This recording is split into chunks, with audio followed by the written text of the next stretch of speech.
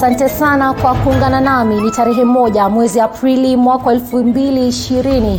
Jina langu ni Salome Muiruri na mwanahabari mwenza kwa lugha ya ishara ni Ana Wairimu. Kwa takriban sali moja ataweza kukuandalia baadhi ya taarifa ambazo tumezipa kipaumbele, lakini unaweza fuata taarifa hizi katika mitandao yetu. Tufuate pale na utazame taarifa yetu katika tovuti yetu ya www.tv47.ke, na pia unaweza tutazama pale katika mitandao ya kijamii pale Facebook na jitambulisha kama TV47 Kenya, na pia kwenye mitandao ya Twitter tunajitambulisha @TV47KE. Na sasa tuanze taarifa pale ambapo kaunti 24 pekee kati ya kaunti 47 ndizo zilizo na uwezo na vyumba vya kuhudumia wagonjwa mahututi. Haya ni kulingana na mwenyekiti wa magavana Wycliffe Ombeta Oparanya. Katika ripoti ya kila wiki ya baraza hilo, alisema kuwa kaunti zote 47 zipo na karatani, ila kuna haja zaidi ya kuongezewa kwa zingine ili kuwahudumia wagonjwa. Vile vile baraza hilo limeomba serikali kuongezea maafisa zaidi wa afya watakao watumikia katika kukabiliana na wagonjwa wa dharura wa COVID-19. Mwanahabari wetu Tony Mwirigi alihudhuria kikao hicho na hii hapa taarifa yake. Katika ripoti yake ya kila wiki, baraza la magavana nchini chini ya wenyekiti wake Wycliffe Ombeta Oparanya, ambaye pia ni gavana wa Kakamega, limeelezea jinsi kaunti zote 47 zilivyojiandaa na jinsi zinavyopambana na janga la corona. Currently, only 24 counties have functional ICU facilities. 14 counties of these having benefited under the MES project. Kikiwa ni kikao cha kwanza kilichohudhuriwa na magavana wanne ikiwemo Martin Wambora wa Embu, Paul Chepkoni wa Kericho, Wycliffe Ombeta Oparanya wa Kakamega na Francis Kimemia wa Nyandarua. Katika ripoti hiyo, Wycliffe Oparanya amesema kuwa ni kaunti 24 pekee ndizo zilizo na vyumba vya wagonjwa mahututi, idadi ya vitanda katika vyumba hivyo ikiwa ni vitanda 162 pekee, kaunti 22 zikikosa vyumba vya wagonjwa mahututi, vyumba hivyo vikiwa na sehemu za kuingizia hewa 161 pekee kote nchini. Maabara ni 2 tu ambayo yana uwezo wa kupimia virusi hivyo kote nchini, na kila kaunti ipo na karantini ya wagonjwa wa corona. Isitoshe, Oparanya ameelezea mikakati iliyowekwa baina yao na serikali ya kitaifa ili kutatua swala la dharura linapotokea katika magatuzi yote 47. We had the meeting with the national government, and the national government has agreed to support additional staff to counties, 6,656 health workers in different cadres for COVID-19 emergency only. Licha ya hayo, baraza hilo limependekeza kuweka mikakati bora itakayotatua tatizo la wafanyabiashara wote kote nchini. Sehemu 300 zaidi za kuingizia hewa katika vyumba vya wagonjwa mahututi. Maabara katika ngazi ya mikoa kupewa vibali vya kuendesha shughuli za vipimo. Hii ikiwa hospitali ya Aga Khan, hospitali ya Nairobi na vile MP Shah. Kuongezwa kwa idadi ya karantini katika kaunti zote 47 ili kurahisisha shughuli zao. Kamati ya bajeti katika ngazi ya kaunti kupitisha mgao wa fedha za dharura. Kaunti zilizo na idadi kubwa ya wagonjwa kupokea vieuzi lita 520 kila wiki. Kaunti zilizo katika hatari ya maambukizi kupokea vieuzi lita 440 kila wiki, na kaunti zilizosalia kupokea lita 400 ya vieuzi kila wiki. Zoezi hili litaendelea kwa miezi 3 ijayo. Isitoshe, gavana Oparanya ameiomba serikali kupunguza ada ya stima kwa hospitali zote nchini ili kurahisisha shughuli za afya na kuhudumia wagonjwa walio karantini. The Council of Governors has requested the national government to lower electricity tariffs for all medical facilities in the country, and also to request KPLC not to disconnect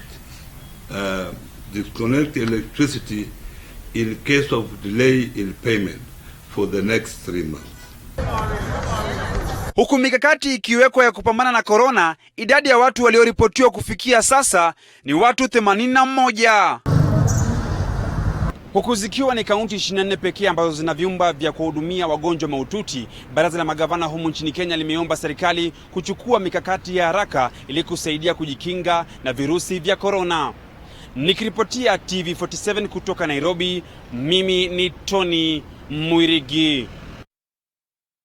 Asante sana kwa taarifa hiyo. Mtazamaji, wanasema kuwa maji yakija hupwa. Ndio taswira ambayo tumeshuhudia leo baada ya Rais Uhuru Kenyatta kufanya kikao na wagonjwa wawili waliopona kutokana na virusi hivi. Kufikia sasa ni watu 3 ambao wamepona kutokana na virusi hivi. Mwanahabari wetu Clifford Ndubi ana maelezo zaidi. So from London is when I think I may have contracted the virus in London or on the plane back to Nairobi. Ndio safari ambayo Brenda Cherotich hakujua kama ingemsababishia kuambukizwa virusi vya COVID-19. Virusi ambavyo vilimweka kwenye umwali ama ukipenda karantini, na baada ya ganga za mganga ambazo zimemwacha na matumaini maishani, sasa yu huru kutangamana na jamii yake. Safari ya uponyaji imechukua siku 23.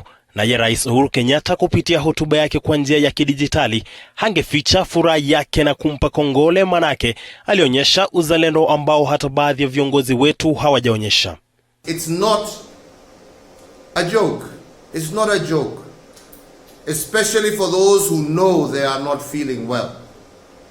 Let us keep away and avoid spreading this deadly disease. And those of us who have it, those of us who are feeling unwell, let us follow the example of these 2 wonderful Kenyans. Baadhi ya raia wa ugenini tayari wamepitia unyanyapaa kutokana na virusi hivi, swala ambalo Rais Kenyatta amewarai wananchi kukoma kuwadhalilisha wananchi wa nchi zingine.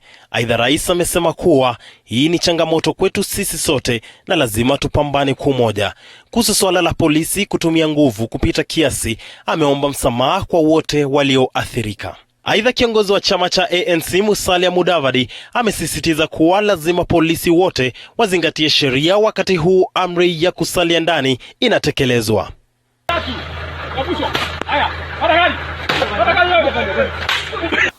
Walitumia njia na mbinu ambazo si za kihalali na ambazo hazifuati sheria. Walipigwa na rungu, wakarushiwa tear gas, yani vitoa machozi, na haya yote yakashtua Wakenya. Hadi kufika sasa kuna baadhi ya Wakenya ambao hawajaamini kuwa virusi hivi ni hatari, na kwa sababu mwenye kuumwa na nyoka akiona jani hushtuka, wao wanawahimiza Wakenya wote wawe waangalifu na wafuate sheria zote ambazo zimewekwa na serikali. Okay. I was speaking to an aunt of mine from up country yesterday, and she was telling me the fact that her niece, her nephew, me, had the coronavirus. At least she can believe that it's something real and that it's in Kenya, because so many people up country especially do not believe that corona is real. But I want to tell them that it's something that's in Kenya right now, and they have to take the necessary precautions and just follow what the government is telling them at all times. Yes, thank you. Kwa wale wagonjwa ambao wamewekwa chini ya umwali, huenda sasa wakawa na matumaini, manake imethibitishwa kuwa kweli virusi hivi vinaweza kudhibitiwa iwapo vitagunduliwa mapema. Clifford Ndubi, runinga ya TV47, Nairobi. Na sasa tuelekee katika eneo la Eldoret, pale ambapo wapangaji katika mitaa 3 za mabanda mjini Eldoret wanadai kuhangaishwa na wamiliki wa nyumba ambao wanawashurutisha kulipa kodi kama kawaida, la sivyo wahami. Wengi wa wapangaji wanasema kuwa hata baada ya kulalamikia wamiliki hao wa nyumba kuhusu kufungwa kwa biashara zao kutokana na tishio la korona, wamiliki hao wamedinda kuwasikiza. Mwanahabari wetu Calvin Chitwa na habari zaidi kutoka Eldoret. Mitaa ambazo visa hivyo vimeripotiwa baada ya baadhi ya wapangaji kupokea barua za kuwataka wahame ni Shauri, Huruma, Langas na Munyaka. Sai kazi hakuna, watu wako tu. Kama mimi nilikuwa nauza kipanda lakini kwa sai siuzi.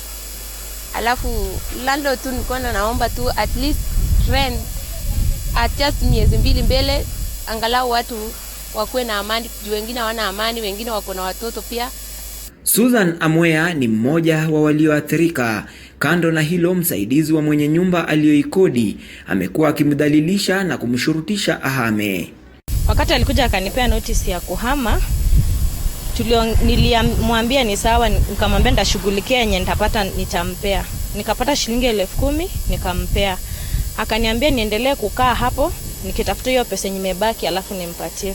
Lakini jana asubuhi alikuja akabomanisha kibanda yangu, akawa anataka kuingia kwa nyumba nitupie vitu nje, akaniambia nitaki kwa plot yake, anataka nihame. Na sasa mimi sina kazi. Kisa kingine ni cha Amos Mudavi, mkazi wa Shauri, ambaye hana ajira kwa sasa.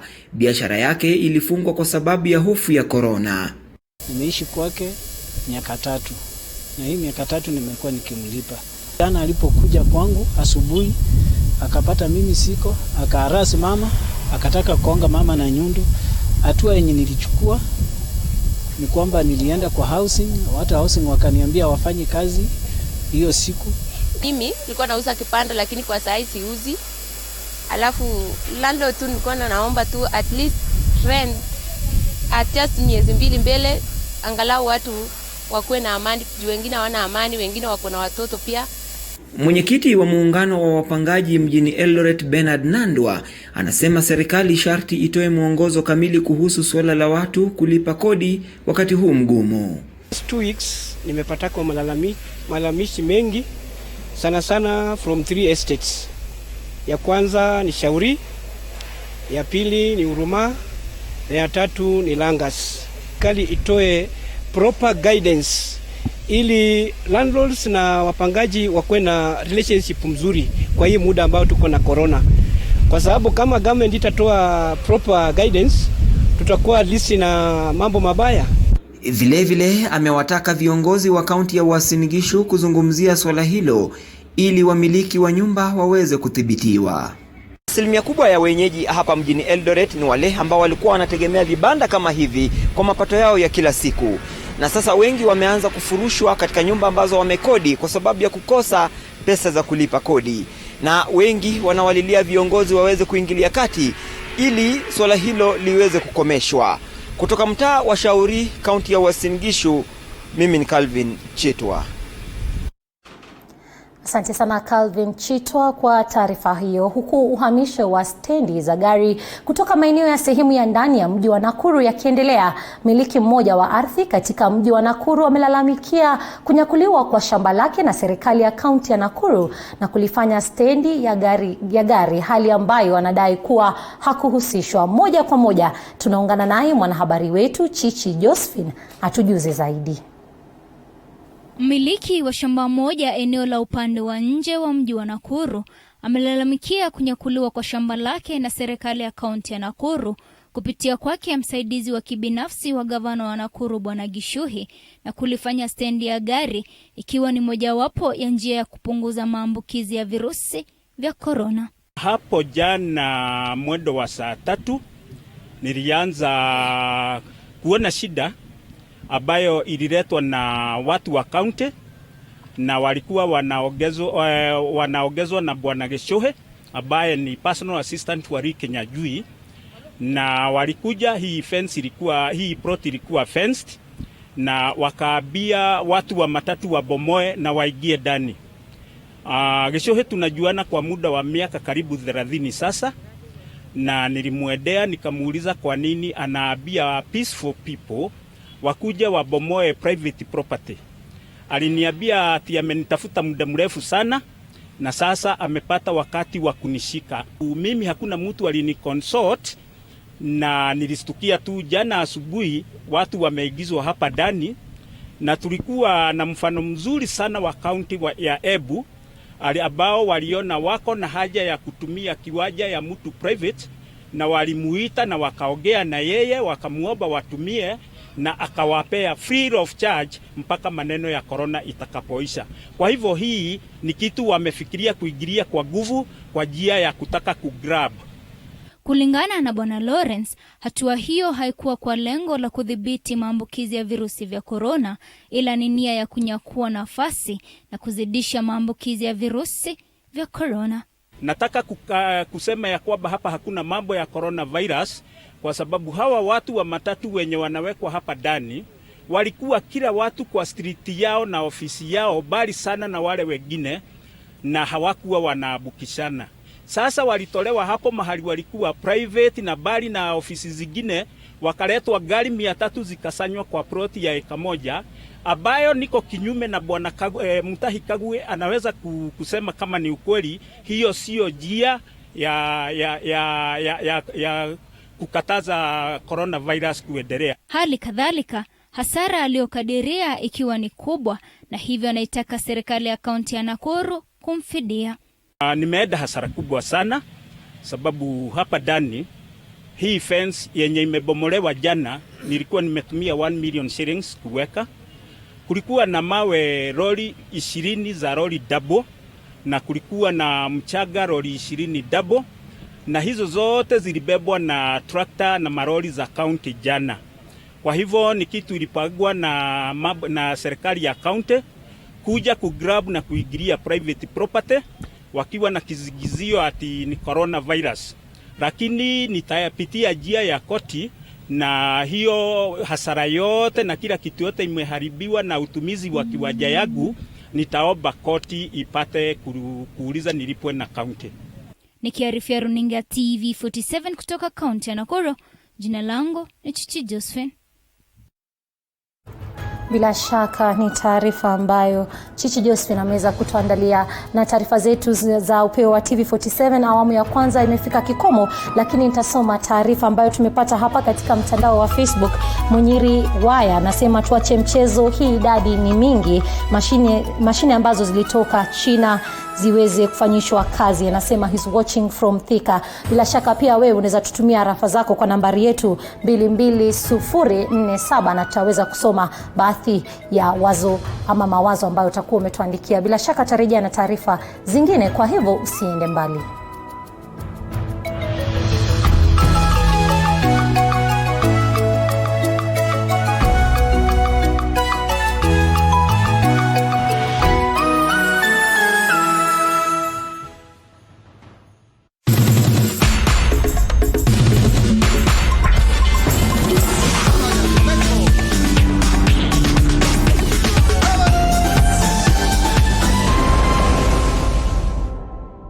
The best way to stop any viruses from spreading is by washing your hands. But did you know by using any soap, you could get rid of all disease-causing germs? The fat layers that attach the virus to the hands get pulled out, and the soap demolishes these viruses. It takes at least 20 seconds for this effect to take place. You do not have to go for soap marketed as antibacterial. In fact, the US FDA recommends you skip it. There is no evidence that it kills germs better than ordinary soaps. This message is brought to you in the public interest by Imperial Leather.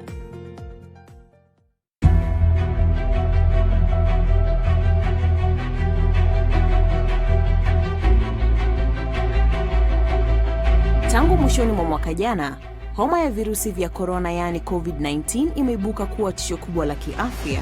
Maambukizi ya homa hii yameenea ulimwenguni kote, wala hakuna aliye salama. Serikali kupitia idara ya afya imeweka mikakati, miongoni mwao ikiwa uchunguzi wa homa ya corona miongoni mwa wasafiri katika mipaka yake yote kote nchini.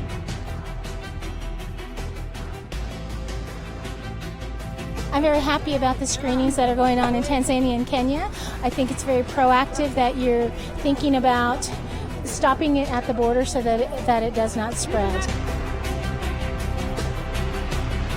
Inatisha kufikiri kukohoa tu kidogo kwa mazingira haya unaweza sababisha mlipuko wa homa hii usio na kifani. Ili kuzuia haya, serikali imeweka mikakati tosha kuhakikisha usalama wa Kenya wote. The facility has all the equipments you need from handling a basic patient up to ICU setting. Hata hivyo, wewe pia unalo jukumu katika kusaidia kuzuia kuenea kwa maambukizi. Citizen responsibility is the key to the success of this initiative and these measures.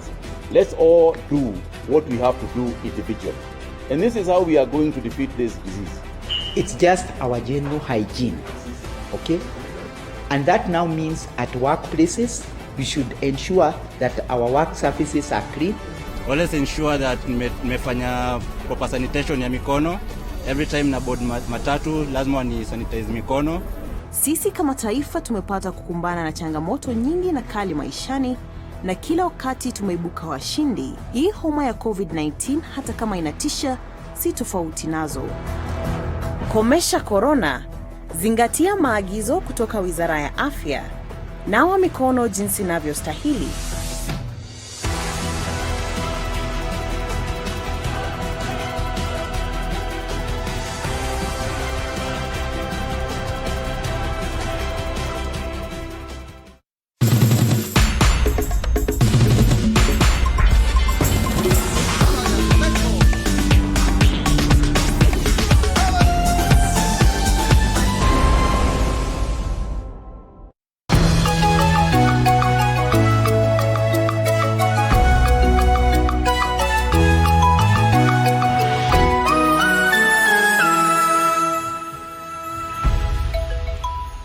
Bila shaka asante kwa kuchagua Upeo wa TV47. Na sasa tuendelee na taarifa na tuelekee katika kaunti ya Mombasa, pale ambapo zoezi ya kuandikisha wakazi wa kaunti ya Mombasa katika mpango maalum wa kupeana chakula wakati huu wa janga la corona limeng'oa nanga maeneo kadha katika kaunti hiyo, kufuatia amri ya hivi majuzi yake Gavana Ali Hassan Joho akisema kuwa kaunti ya Mombasa imetenga shilingi milioni 200 kwa mpango wa chakula cha msaada kwa wakazi wake. Ni zoezi linaloendeshwa na maafisa wa serikali ya kaunti kuwapa fursa wakazi kujiandikisha kwa daftari la kaunti wakati zoezi la ugawaji chakula litakapoanzishwa rasmi. It is my job as the governor of Mombasa to ensure that my people are adequately taken care of in the event of a total lockdown in the country. I therefore would like to announce the Emergency Household Relief and Nutrition Support Projects as part of the Mombasa Economic Stimulus Program. Ndio kauli yake Gavana Ali Hassan Joho alipokuwa akiongea na wanahabari na kuwapa matumaini wakazi wa kaunti hii ya Mombasa kuwa hawatakuwa na tatizo endapo taifa litaingia katika kutekeleza amri ya kutotoka nje kabisa kama njia moja ya kupambana na kirusi cha corona.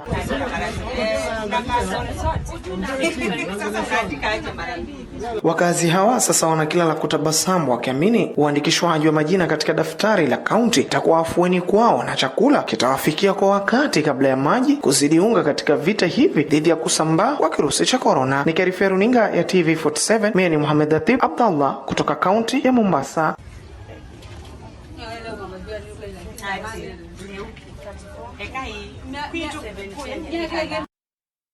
COVID-19 imewasukuma watu kubadilisha baadhi ya mienendo yao, mojawapo ikiwa ule mtindo wa kuhifadhi mili zaidi ya wiki moja. Katika kaunti ya Embu sasa wanahifadhi mili kati ya siku moja au mbili. Mabadiliko haya yanajiri baada ya watu 81 kuripotiwa kuambukizwa na maradhi ya corona, huku serikali ikijizatiti kuzuia kuenea kwa maradhi hayo. Katika kaunti ya Embu mambo yamebadilika kufuatia hofu ya kuambukizwa na viini vya corona, mojawapo ikiwa maandalizi ya mazishi. Ziara katika mojawapo ya nyumba za kuhifadhi maiti Embu, tunafahamishwa kuwa miili inahifadhiwa siku 2 tu, tofauti sana na awali. Tangu ugonjwa huyu ufike Kenya, watu wamepandisha ile mtindo wakuja na magari mingi. Sasa wanakuja magari 2, 1 na kuweka mwili hapa, wanaweka siku 2. Bereni walikuwa wanaweka siku 7, siku 5. Sasa ni siku 1, 2, 3 nasikia mwili imeenda. Wamechukua mwili yao, wameenda kusika. Kama ilivyo ada kwa jamaa na marafiki kudhibitisha mwili wa marehemu, sasa watu 2 au 3 ndio wanaokubaliwa, huku ibada zilizokuwa zikifanyika kabla ya kuchukua mwili kusitishwa ili kupunguza hatari ya kuenea kwa maradhi hayo. Watu wakinja kuchukua mtu yao tunakubalia watu 5 peke yake. Hii ni sababu lazima mtu akitoka hapa watu waseme huyu ndiye mtu yao, ili tuepuke ile mambo ya kubadilisha miili.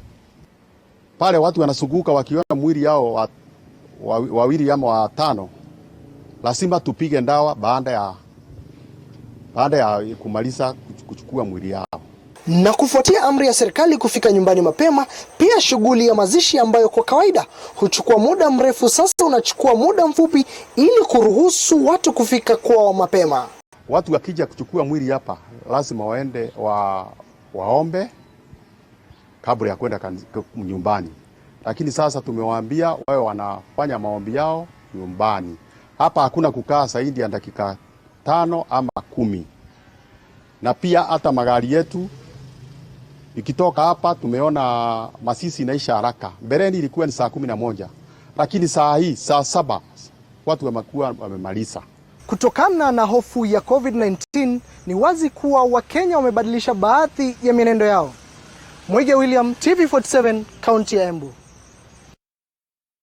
Huku ugonjwa wa COVID-19 ukiendelea kuenea na idadi kufikia watu 81 nchini, katibu mkuu wa chama cha kutetea maslahi ya walimu NAT tawi la Bungoma Mashariki Agri Muramba ametoa wito kwa Rais Uhuru Kenyatta kutoa sheria ya kutotoka nje siku nzima kama njia moja ya kuepuka kuenea na kusambaza ugonjwa huo wa COVID-19. Huku serikali ikitangaza kuwa mtu wa kwanza kupata maambukizi ya virusi vya corona nchini amepata nafuu na watu 22 zaidi wakiripotiwa kuambukizwa, pana haja ya kila Mkenya kuchukua maamuzi ya dharura kuzuia kusambaa zaidi kwa ugonjwa huu nchini.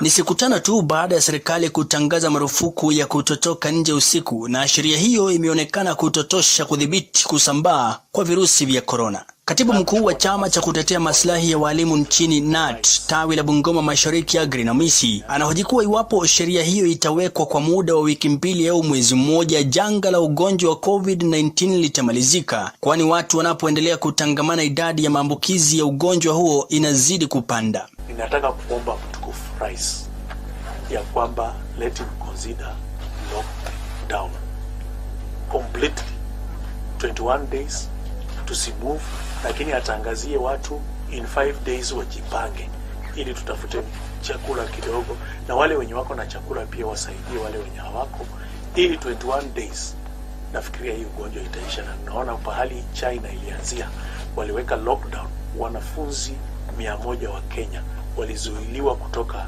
China, lakini up to this time hakuna mmoja amefariki. Amewarai wazazi kuwa waangalifu na wanao, akidai baadhi ya wanafunzi wa kike kaunti ya Bungoma hawajulikani waliko, huku baadhi ya wazazi wakiwatwika wanafunzi majukumu ya kufanya biashara za rejareja barabarani. Shida yenye tuko nayo wa Kenya ni kwamba we are always resistant. Hata umeona watu wengine wameenda kotini. Na nataka kusema ya kwamba watoto wetu kama wazazi lazima tulinde watoto. Mimi nimekuwa na patrol siku ya leo kutembea, na naona ya kwamba watoto wengi zaidi wanafanya biashara, wale wenye wanauza ndizi, wale wenye wanauza mapera, wale wenye wanauza vitu vyote. Sasa ni watoto wetu wenye wamekuwa shuleni, sasa hao ndio wanaroam. Sasa the next person wenye watakuwa wanaleta ugonjwa kwa boma watakuwa watoto wetu. Swala hilo lilitiwa mkazo na naibu wake Elvis Waswa aliyerai wa Kenya kukoma kukusanyika pamoja na kuendelea kutilia maanani sheria zilizowekwa na Wizara ya Afya ili kukabili ugonjwa wa COVID-19. Tukae nyumbani. Tukikaa nyumbani tutapeana nafasi kwa serikali washughulikie the very few cases ambazo wako nazo kwa hospitali, na hivi ni havitapata njia nyingine ya kusambaa kutoka kwa mtu mmoja kwenda kwa mtu mwingine. Kutoka kaunti ya Bungoma nikiripotia TV47, mimi ni Mike Kagwang. Vaeni miwani ambao mtatisha kama sisi. Asante sana Mike kwa taarifa hiyo. Na sasa tuelekee katika kaunti ya Trans Nzoia pale ambapo wakazi 4 katika kaunti hiyo walionyesha dalili za maambukizi ya virusi vya korona wanaendelea kuzuiliwa katika karantini hadi watakapokamilisha muda uliowekwa wa siku 14 ili kubainisha hali yao licha ya vipimo kuthibitisha kuwa watu hao hawakuwa na virusi hivyo. Mwanahabari wetu Boniface Baraza anakamilisha taarifa ifuatayo. Kwenye mkao pamoja na usimamizi wa kampuni ya uzalishaji mbegu nchini ya Kenya Seed, waziri wa afya katika kaunti ya Trans Nzoia Claire Wanyama amedhibitisha kuzuiliwa kwa 4 hao. We have 7. We have tested 4 and they are negative. And the reason why we picked to test 4 is because they met the case definition for COVID-19. Fortunately, after carrying out the tests through KEMRI Kisumu, they all came out negative. But they are still under self-quarantine, which is actually 14 days. So they'll have to stay for the 14 days and then we undertake the necessary protocols and they'll be let go. Kwenye mkao huo, kampuni ya Kenya Seed imepiga jeki jitihada za kukabili maambukizi mapya virusi vya korona kwa kusambaza vifaa vya kunawa mikono pamoja na vieuzi kwa serikali ya kaunti. Azaria Soi ni meneja mkurugenzi wa kampuni hiyo. Today we have come with the support to the county, and as you already know, they say the first line of defense is hygiene. We need to keep proper hygiene, to wash hands properly with clean water and soap. And we are here now presenting containers, water dispensers to be distributed across the county as a first step so that we can be able to sensitize our people on the importance of hygiene and remaining healthy to be able to contribute to the growth of our economy. Wakati huo, naibu gavana Stanley Taruse amewarai wahisani mbalimbali kujitokeza na kusaidia katika kudhibiti maambukizi ya virusi hivyo. We are also asking well wishers for donations. If you can get even face masks so that we can even distribute to the border because some will tell you tutatunua wapi. We know even they are scarce, even getting them in our facilities, in our chemists may not be possible. And we want to thank Kenya Seed for the gesture they've given us today of their donation they've given us.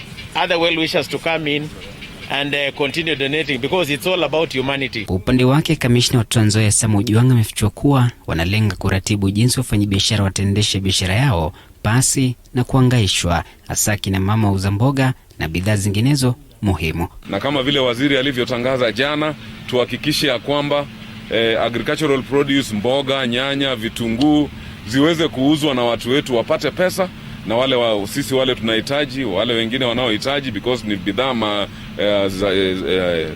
important produce waweze kuzipata kwa njia ambao ni rahisi, because agenda ya vita hivi si ku interfere na the flow of commodities, the flow of agricultural produce. Kauli yake Wajuangi inajiri siku moja baada ya waziri wa kilimo Peter Munya kutoa agizo hilo. Boniface Barasa, TV47, gatuzi la Trans Nzoia. Na sasa tuende kwa taarifa ambayo tulikuwa tumeipa kipaumbele siku ya leo. Idadi ya maambukizi ya korona humu nchini imeongezeka kwa kiwango cha watu 22, idadi kamili ikifikia watu 81. Watu 3 wakiwa wameripotiwa kupona na 1 akifariki. Kulingana na waziri wa afya Mutahi Kagwe ni kuwa kati ya maambukizi hayo 13 ni wanaume huku 9 wakiwa ni wanawake. Should prepare themselves for stiffer measures that the government is going to take, because we cannot, as I said earlier, we cannot behave normally in an abnormal situation.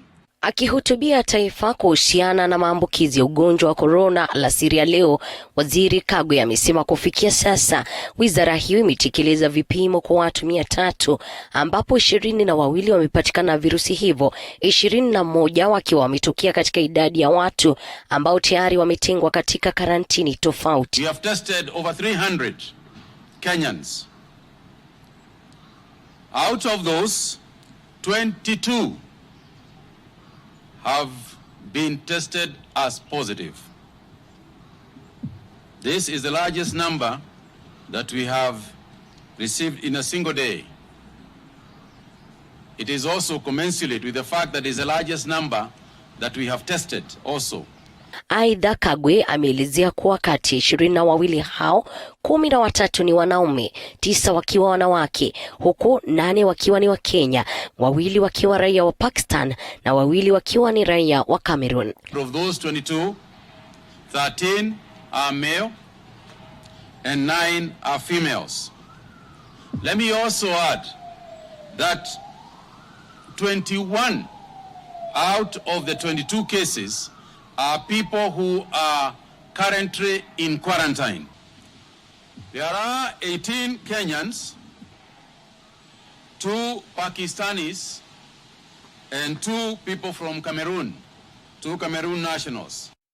Kadhalika, Kagwe amebaini kuwa kaunti zaidi, kaunti ya Kiambu ikiwa na watu 2, Murang'a, Kakamega, Nyamira na Machakos zote zikiandikisha mtu mmoja mtawalia, wote hawa wakiwa katika maeneo ambayo yametengwa kuwa karantini.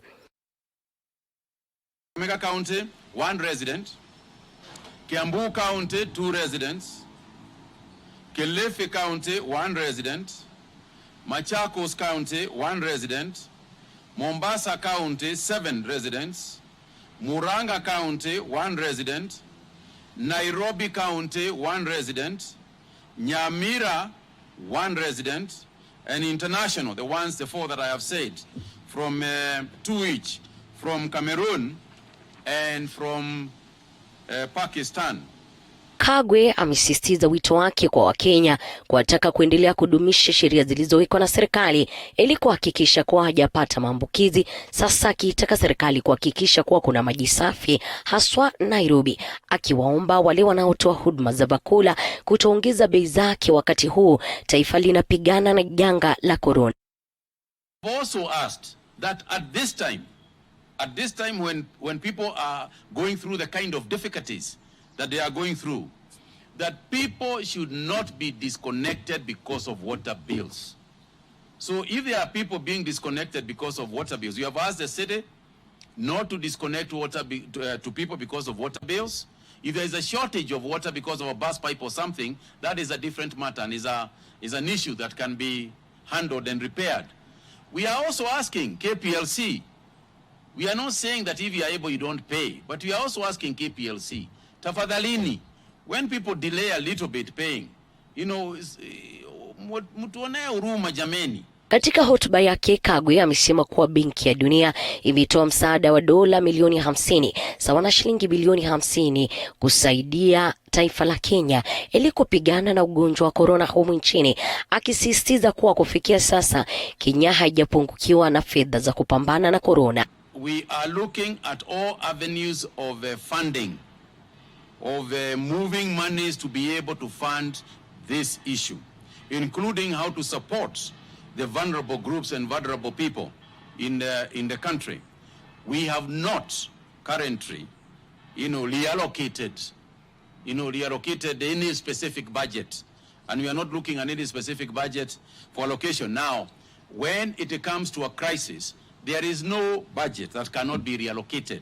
I'm just saying it has not happened, as far as I know, because we have had sufficient support from the international community, the government itself. Maambukizi zaidi yakiwa yanashuhudiwa humu nchini, ni bayana kuwa taifa linabudi kujiandaa kwa hatari zaidi, japo kuna matumaini kutokana na Brenda na Brian waliopona kutokana na maambukizi ya corona. Elizabeth Mutiko, TV47 Nairobi.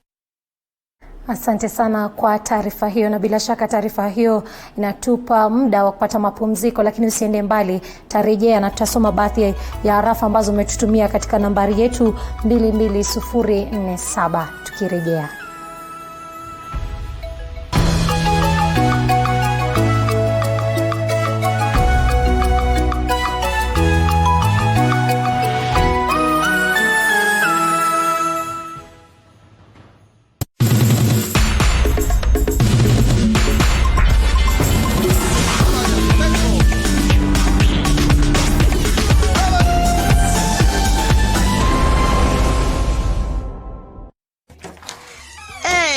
Sospita son, tumefutwa wote. Yawa, pia wewe.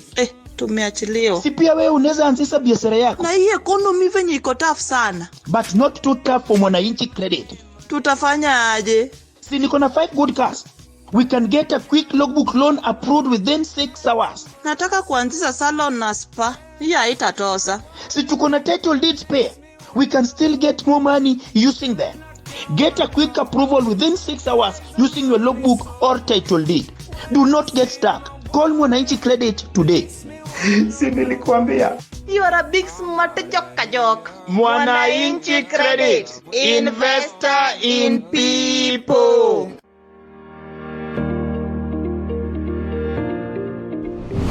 Look at gesturing. It is on the same point of affirming. But in this case, on gesturing, this is where as a teacher, you are working. The second reason why entrepreneurship is important is also that it helps you to plan for business finance.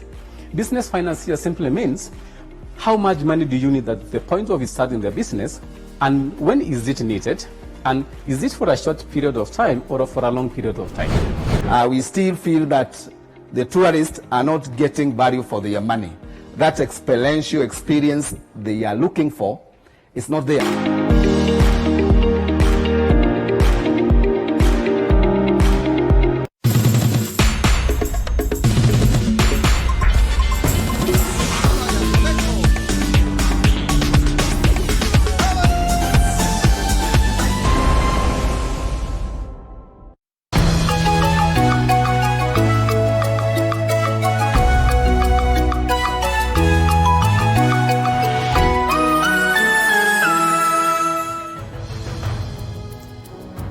Asante sana kwa kuchagua Upeo wa TV47. Na tuendelee na taarifa. Huenda visa vya uhalifu vikaongezeka kwa asilimia kubwa mjini Kisumu kufuatia hatua ya wachuuzi kufurushwa katika masoko wazi katika kaunti hiyo ya Kisumu. Hata baada ya kufuata kanuni za serikali, wafanyabiashara wa Mogoka wanasema wanahangaishwa na polisi, huku bidhaa yao ikiendelea kuoza kabla ya kufika sokoni, wakikadiria sasa hasara ya mamilioni ya pesa. Ni hata kabla ya saa moja ifike, gari inasimamishwa na polisi. Kama jana mira yetu imeenda Mombasa, ilienda Mombasa, ikaenda ya Kitui Kibwezi Road, ikaenda ikalala Kabati, ikashikwa hapo, ikaachiliwa saa 5. Hiyo mira ingeenda Mombasa. Hiyo masaa ilikuwa imeharibika na ikachomeka. Loli sikishikwa, unapata ile lepa yote mimi nilikuwa nimefanya, sitalipo hata shilingi moja juu huyo mwenye kazi ameenda hasara pia. Tumekuwa police station kutoka hiyo saa 1 mpaka saa 8 ya mchana bwana.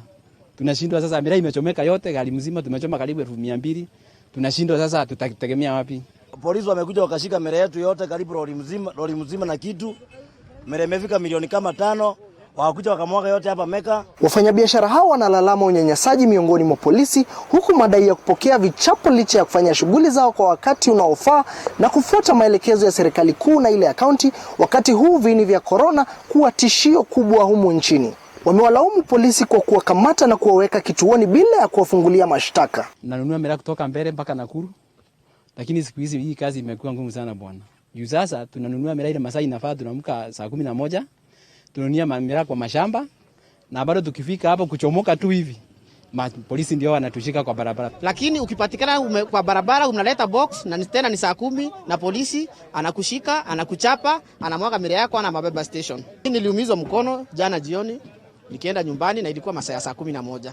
Walikuja kwa soko akafukuza wale watu walikuwa kwa barabara na mtu anaenda nyumbani akamuuliza nilikuwa masaa 11. Nienda hapo nikakimbia sasa, ni askari sasa, mimi wakanigonga. Mimi kwenda kutoroka sasa, mimi wakanigonga na mafimbo sasa huko miguu sasa, hata kwenda hospitali sasa. Polisi wako pale ku enforce the law, not to harass the community or the public. Wametoa mwito kwa serikali waruhusu kufanya kazi bila ya kuhangaishwa na polisi, kwa kuwa wanategemea kazi hiyo kupata pato lao la kila siku. Unaona tunajua iko, lakini sasa si lazima tutafute juu tunafuatilia hii mikakati imewekwa na serikali. Hii mirazi kulima mirani mbaya na kuuza mirani mbaya, serikali tupee pesa tukae kwa nyumba. Sisi tutakubali. Tunafuata sheria vizuri sana. Kwanza mirani tunapakia nyumbani, tunaleta hapa Meka. Watu wache sisi tufanye kazi yetu. Sisi tunajua mambo ya curfew na kila mtu anajitenga. Tunakaa 1 meters apart from each other. The police and the security officers waweze kurahisisha ile maneno ya usafirishaji wa Mogoka, ndio hata vijana wetu waweze kujimundu na waweze kufanya biashara zao bila maneno mingi. Hii inafanyika siku moja tu baada ya mogoka kuchomwa katika kaunti ya Kitui. Mwege William, TV47, Embu. Bila shaka tuyeradhi, taarifa ambayo iliweza kucheza hapo awali ilikuwa taarifa ya wafanyabiashara wa mogoka ambao wanasema kuwa wanakamatwa mara kwa mara na maafisa wa polisi katika kaunti za Embu, Kitui na Machakos, huku akitaka serikali ijitokeze na kusema iwapo biashara hiyo imewezwa kupigwa marufuku au la. Na sasa tuendelee na taarifa kuhusiana na visa vya uhalifu kuongezeka kwa asilimia kubwa, haswa baada ya wachuuzi kufurushwa katika masoko ya wazi katika kaunti ya Kisumu.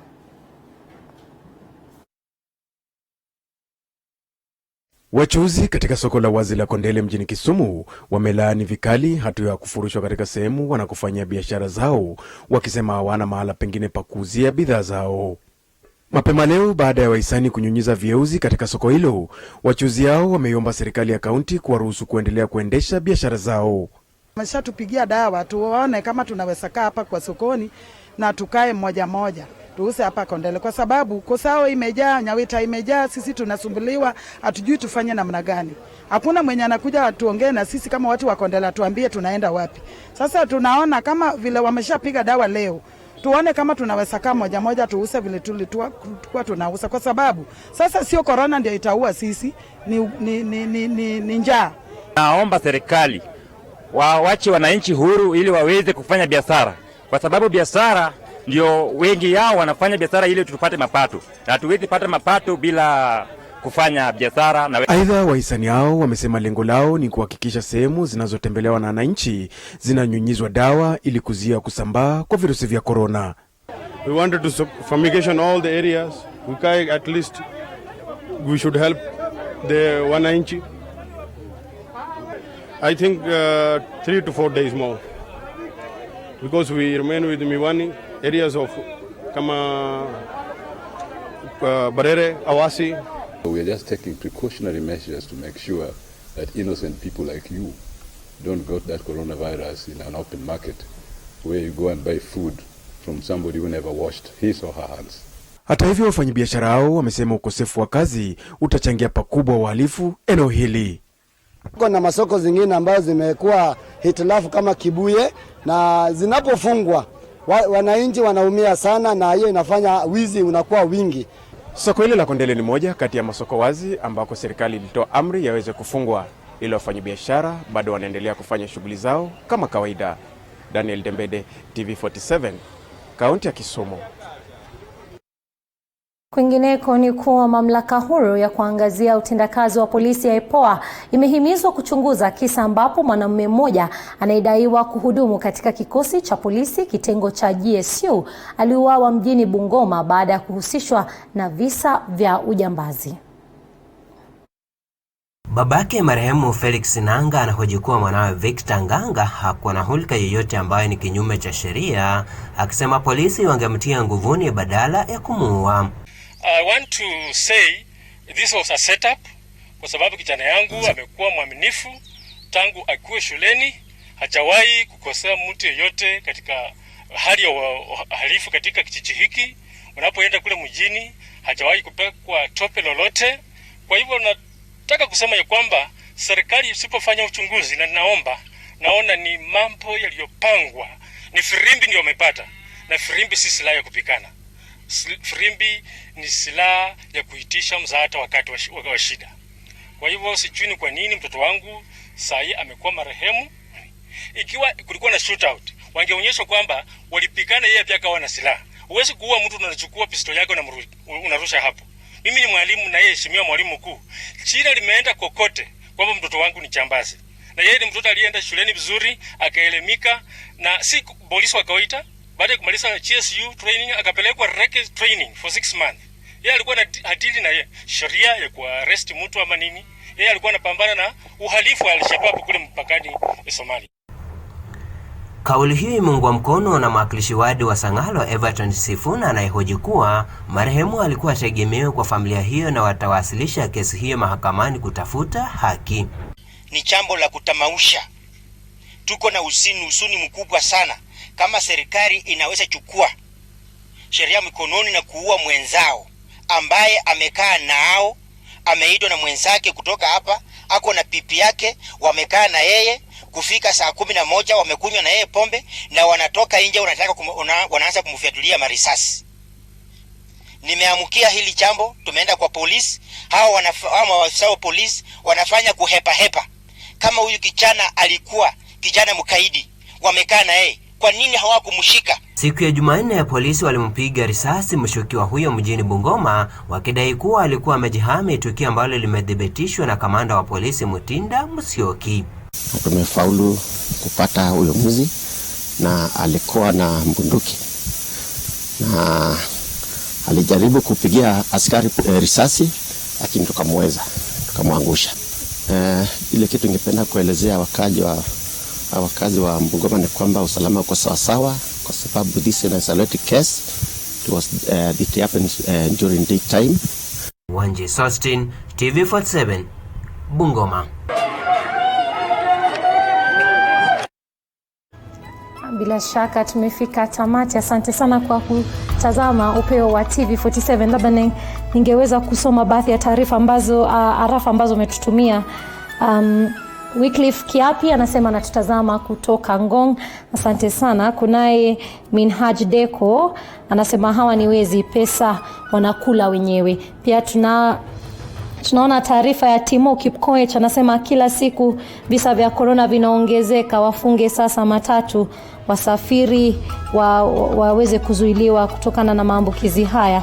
Pia kuna Rudas anasema polisi wasitumie nguvu kunyanyasa watu. Asante sana kwa kutazama Upeo wa TV47. Asante sana kwa wale wote ambao wamewezesha kipindi hiki, wakiwemo Clifford Ndubi na Kolo ambaye yako pale kwenye graphics, na pia Alice, na pia bila shaka tusimsahau mwanahabari mwenza kwa lugha ishara ambaye alikuwa ni Ann Wairimo. Jina langu ni Salome Muiruri.